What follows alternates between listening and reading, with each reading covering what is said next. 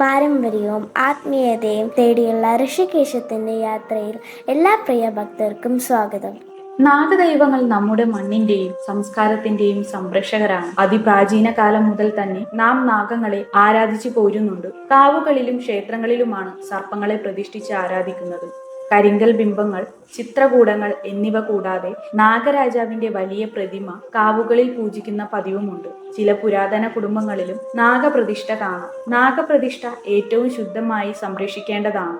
ആയില്യം സർപ്പങ്ങളുടെ ജന്മനക്ഷത്രമായാണ് സങ്കല്പം. സർപ്പശാപം മൂലം ദുരിതം അനുഭവിക്കുന്നവർ എല്ലാ മാസവും ആയില്യനാളിൽ വ്രതമെടുത്ത് സർപ്പക്കാവിലോ നാഗക്ഷേത്രങ്ങളിലോ ദർശനം നടത്തണം. പാലഭിഷേകം ചെയ്യുകയും മഞ്ഞൾ പൊടിയും പാലും പഴവും കരിക്കും സമർപ്പിക്കുന്നത് സർപ്പനാശം മാറാൻ നല്ലതാണ്. വെള്ളിയിലോ സ്വർണത്തിലോ ഉണ്ടാക്കിയ പാമ്പ്, പുറ്റ് എന്നിവ ക്ഷേത്രങ്ങളിൽ നൽകാം. ഒപ്പം സർപ്പബലി കൂടി ചെയ്താൽ ഉത്തമമായി. ഇതിനൊന്നും കഴിയാത്തവർ ആയില്യ ദിനത്തിൽ നാഗരാജ ഗായത്രി മന്ത്രം ജപിക്കുന്നതും നല്ലതാണ്. ആയില്യ ദിവസം പഞ്ചാക്ഷര മന്ത്രം ഓം നമഃശിവായ 108 തവണയും അഷ്ടനാഗ മന്ത്രം 12 പ്രാവശ്യം വീതം ജപിക്കണം. എല്ലാ സർപ്പദോഷവും അകലും. ആയില്യം നാളിൽ ഉപവാസമോ ഒരിക്കൽ ഊണോ ആകാം. 12 ആയില്യം നാളിൽ വ്രതമെടുത്താൽ നാഗശാപം മൂലമുള്ള രോഗങ്ങൾ, ദുരിതങ്ങൾ എന്നിവയ്ക്ക് ശമനമുണ്ടാകും. 12 എണ്ണം തികയും മുമ്പ് സൗകര്യം പോലെ ഒരു ദിവസം നാഗരാജാവിനെ പത്മത്തിൽ പൂജിച്ച് പ്രീതിപ്പെടുത്തുന്നതും ഉത്തമമാണ്. ആയുരാരോഗ്യത്തിനും സമ്പത്തിനും സമാധാനത്തിനും നാഗാരാധന ഉത്തമ പ്രതിവിധിയാണ്. മാത്രവുമല്ല, സന്താന സൗഭാഗ്യം, സന്താന ദുരിതമോചനം എന്നിവയ്ക്കെല്ലാം നാഗാരാധന ഉത്തമമാണ്. ത്വക്ക് രോഗങ്ങൾ, മാനസിക പ്രയാസങ്ങൾ എന്നിവ ശമിക്കുന്നതിന് ആയില്യ പൂജ സഹായിക്കും. വിദ്യയിലും വിവാഹത്തിലുമുള്ള തടസ്സം മാറുന്നതിനും സന്താന ലഭ്യതയ്ക്കും കുടുംബകലഹം പരിഹരിക്കുന്നതിനും സാമ്പത്തിക ബുദ്ധിമുട്ടുകൾ മാറുന്നതിനും ഇത് മികച്ചൊരു പരിഹാര മാർഗമാണ്. ജാതകത്തിലെ രാഹുദോഷ ശാന്തിക്കും മാസം തോറും ആയില്യ നാളിൽ 100 പാലും നടത്താം. പാമ്പുമേക്കാട്, ആമേട, വെട്ടിക്കോട് നാഗരാജ ക്ഷേത്രം തുടങ്ങിയ ക്ഷേത്രങ്ങളിൽ കന്നിമാസത്തിലും മണ്ണാർശാലയിൽ തുലാമാസ ആയില്യവുമാണ് വിശേഷ ദിവസമായി ആഘോഷിക്കുന്നത്.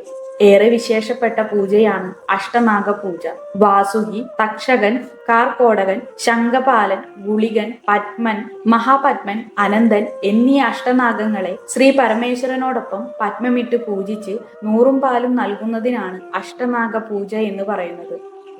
പാൽപായസം, സർപ്പത്തെ കൊല്ലുക, സർപ്പസ്ഥാനം തകർക്കുക എന്നിവയ്ക്കുള്ള പരിഹാരമാണ്. പാൽപായസ ഹോമം സ്വർണനാഗവും വെള്ളിമുട്ടയും ചെമ്പുറ്റിൽ വെച്ച് സകല ദുരിതങ്ങളും ആവാഹിച്ച് വേണം പായസ ഹോമം നടത്താൻ. ഒപ്പം 100 പാലും സർപ്പബലിയും കൂടി നടത്തേണ്ടതാണ്.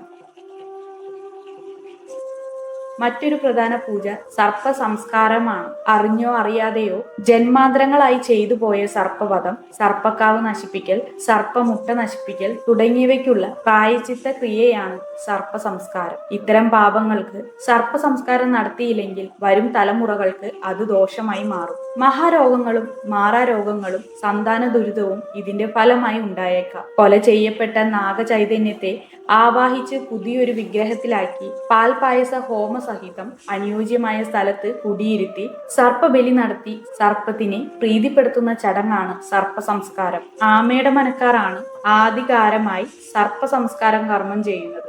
എറണാകുളം ജില്ലയിലാണ് ഈ മനം. സർപ്പങ്ങൾക്ക് സമർപ്പിക്കുന്ന പ്രധാനപ്പെട്ട നിവേദ്യമാണ് 100 പാലും. സർപ്പങ്ങൾക്ക് നൽകുന്ന വിശിഷ്ട ഭോജ്യമാണിത്. ആയില്യം ദിവസം സർപ്പങ്ങൾക്ക് 100 പാലും സമർപ്പിക്കുന്നതിന് നാഗരൂട്ട് എന്നാണ് പറയുന്നത്. സർപ്പഊട്ടും എന്നും ആയില്യമൂട്ടും എന്നും ഇതിനെ പറയും. കളം വരച്ച് നാഗപ്രതിഷ്ഠ കഴുകി തുടച്ച് പുണ്യാഹ ശുദ്ധി നടത്തി എണ്ണ, പാൽ, കരിക്ക് എന്നിവയാൽ പ്രതിഷ്ഠയിൽ അഭിഷേകം ചെയ്ത് കമുകിൻ, പൂങ്കുല, മഞ്ഞൾപ്പൊടി, മാല എന്നിവ കൊണ്ട് അലങ്കരിച്ചിട്ട് വേണം 100 പാലും തർപ്പിക്കാൻ.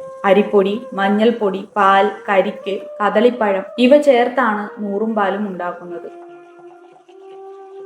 ഏറ്റവും ചെലവേറിയ നാഗാരാധന അനുഷ്ഠാനം സർപ്പബലിയാണ്. അപൂർവമായി ഈ ദോഷപരിഹാര കർമ്മം നടത്താറുള്ളൂ. സർപ്പപ്രതിഷ്ഠ കഴിഞ്ഞാൽ അന്നു തന്നെ സർപ്പബലി നടത്തുകയാണ് പതിവ്. നാഗാരാധന കേന്ദ്രങ്ങളിലും മറ്റും സർപ്പബലി നടത്തുന്നത് പ്രത്യേകം തയ്യാറാക്കിയ മുറിയിലായിരിക്കും. സർപ്പബലിപ്പുര എന്നാണ് ഇതിനെ പറയുന്നത്. സർപ്പബലി കഴിഞ്ഞാൽ ഉടനെ തന്നെ സർപ്പബലിപ്പുര അടയ്ക്കും. പിറ്റേ ദിവസം രാവിലെ മാത്രമേ തുറക്കൂ. ഈ സമയത്താണ് സർപ്പങ്ങൾ വന്ന് ബലി സ്വീകരിക്കുന്നതെന്നാണ് വിശ്വാസം. മനുഷ്യർ അത് കാണാൻ പാടില്ല. ഓലമറയ്ക്കുള്ളിലാണ് സർപ്പബലി നടത്തുന്നത്. പടിഞ്ഞാറായിരിക്കണം ഇതിന്റെ വാതിൽ. ബലിപ്പുര അലങ്കരിച്ച് കളം വരിച്ച് നെല്ലും അരിയും നാളികേരവും ദർഭ കൊണ്ടുള്ള കൂർച്ചവും വച്ച് ചണ്ഡേശ്വരനെ സങ്കല്പിച്ച് വേണം പൂജിക്കാൻ. അഷ്ടനാഗങ്ങളെയും മറ്റു നാഗങ്ങളെയും സങ്കല്പിച്ചും പൂജ നടത്തണം.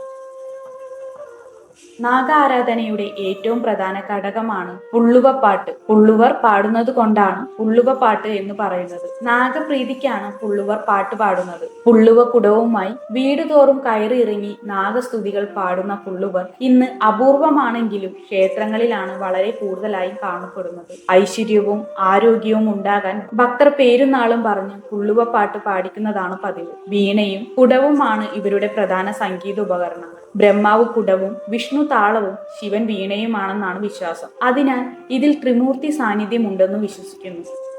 സർപ്പപ്രീതിക്കും സന്താന ലാഭത്തിനും വേണ്ടി നാഗാരാധന കേന്ദ്രങ്ങളിൽ നടത്തുന്ന ചടങ്ങാണ് തിരുഉഴിച്ചൽ.